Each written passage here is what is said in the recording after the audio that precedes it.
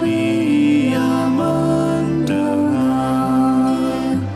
Sejak kulihat wajahnya, ku yakin pada firman-Nya dan menyerahkan bimbangku di dalam saat yang teduh.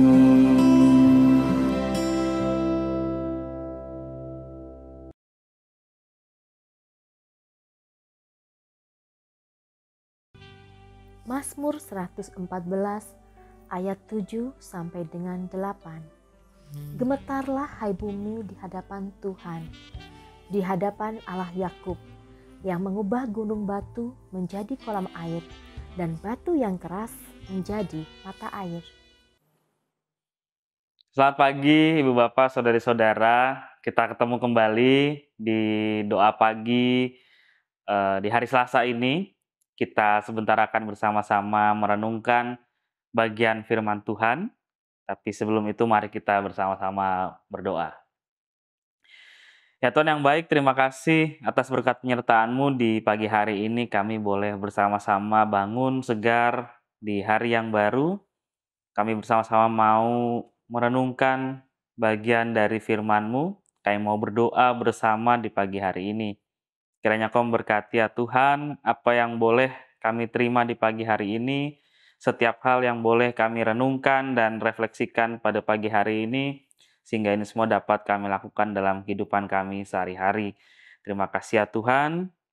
Inilah segala doa dan permohonan kami yang kami alaskan dalam nama Tuhan Yesus Kristus, Juru Selamat kami yang hidup. Amin.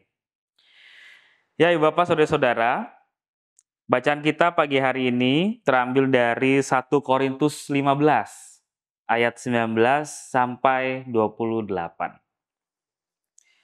Saya akan bacakan untuk kita semua ya.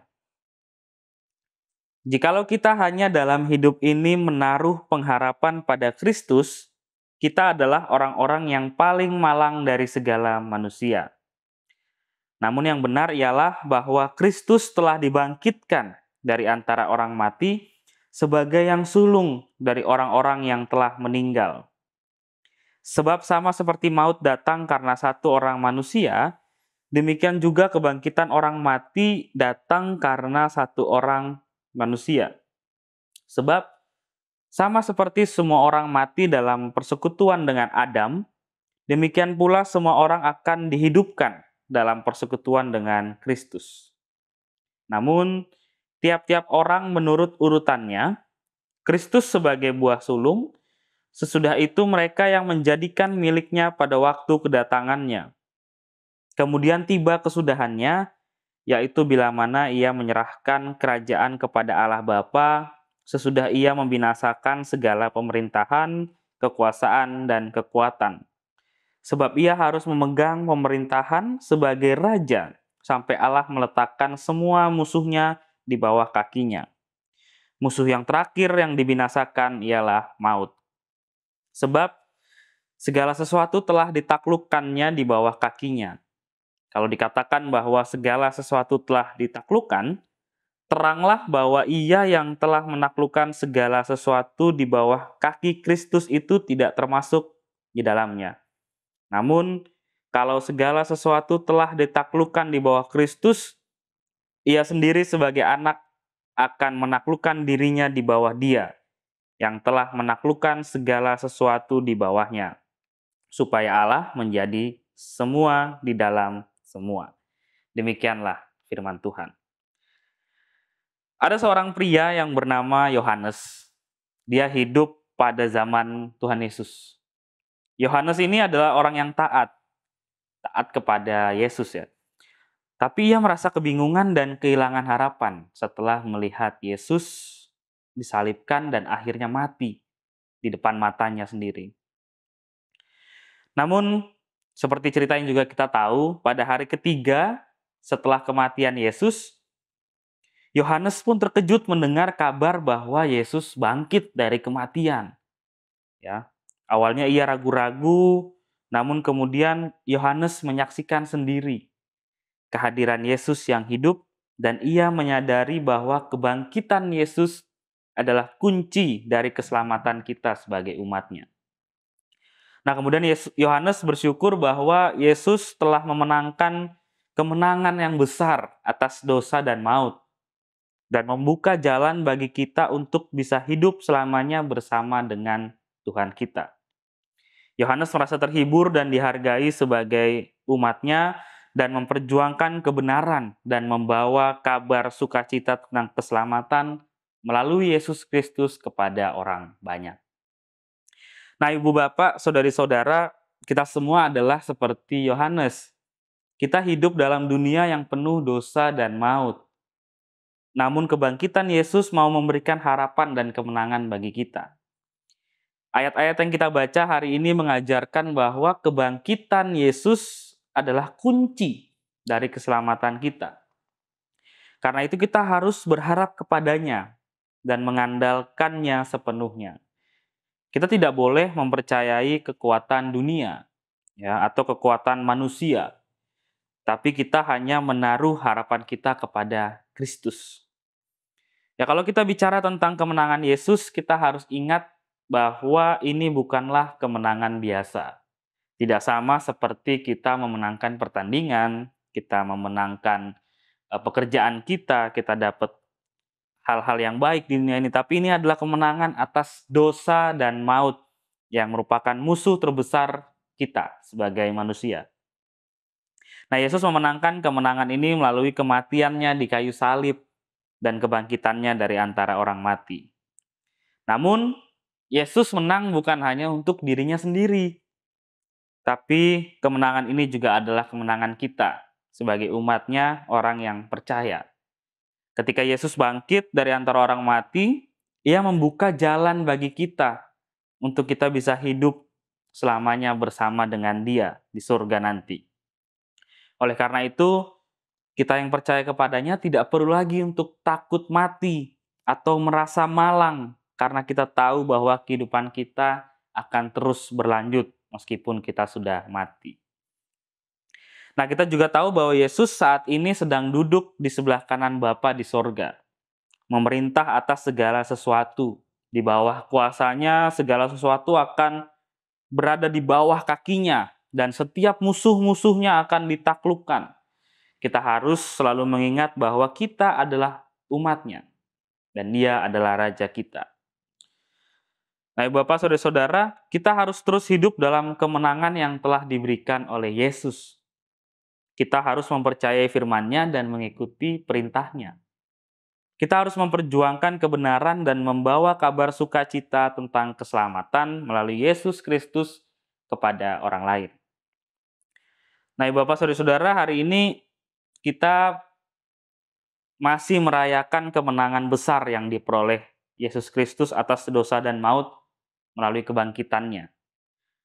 Dalam ayat 1 Korintus 15 ayat 19-28 kita ditegaskan bahwa kebangkitan Kristus itu adalah kunci dari keselamatan kita sebagai umatnya.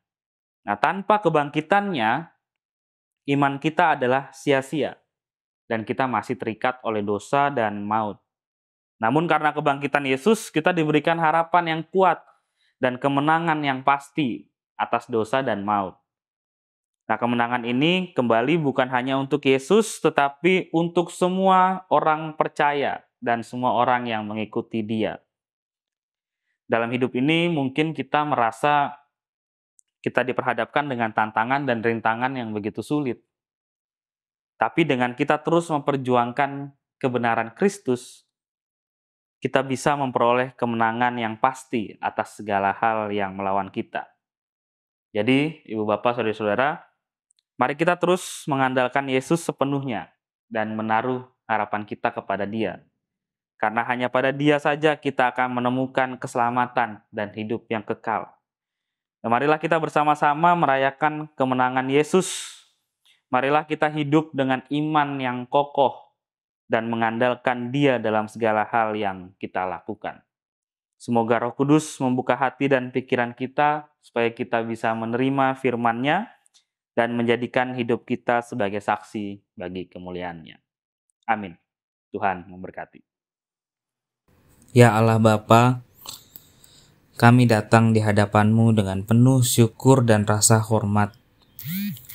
Kami bersyukur atas kasih karunia-Mu yang tak pernah habis. Terima kasih atas pengampunan dan keselamatan yang telah Engkau berikan lewat Yesus Kristus, anak-Mu yang terkasih.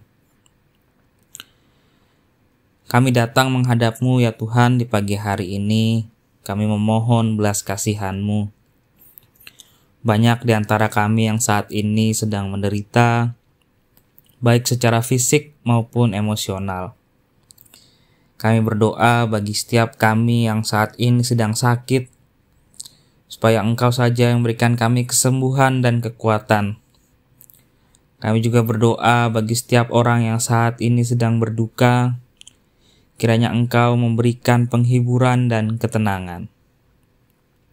Ya Allah, kami juga berdoa bagi mereka yang sedang menghadapi tantangan dan kesulitan dalam hidup. Berikanlah mereka keberanian dan kepercayaan diri untuk menghadapi segala hal yang datang. Dan berikanlah mereka kekuatan untuk bertahan dan memperjuangkan setiap hak-hak mereka. Kami juga berdoa ya Tuhan bagi setiap keluarga, teman-teman, rekan, setiap jemaat yang boleh ada bersama kami di GKI Surya Utama. Kiranya Engkau memberikan selalu berkat dan perlindungan bagi setiap kami. Berikan kami kasih sayang dan kebersamaan yang bisa menguatkan iman kami satu persatu. Kami mohon agar Engkau menggerakkan hati orang-orang, hati dari setiap kami, untuk kami bisa membantu sesama kami yang membutuhkan. Berikanlah kepedulian dan kebaikan hati, supaya kami bisa menjadi berkat bagi satu sama lain dan juga bagi orang lain. Ya Allah Bapa, terima kasih atas semua yang telah Engkau berikan dan berikanlah kami kekuatan dan keberanian untuk bisa mengikuti kehendak-Mu. Inilah segala doa dan permohonan kami ya Tuhan, yang kami alaskan dalam nama Tuhan Yesus Kristus, Juru Selamat kami yang hidup. Amin.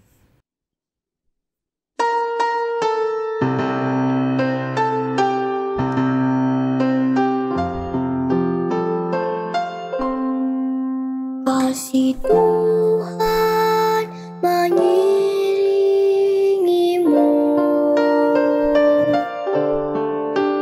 dan sayapnya melindungimu.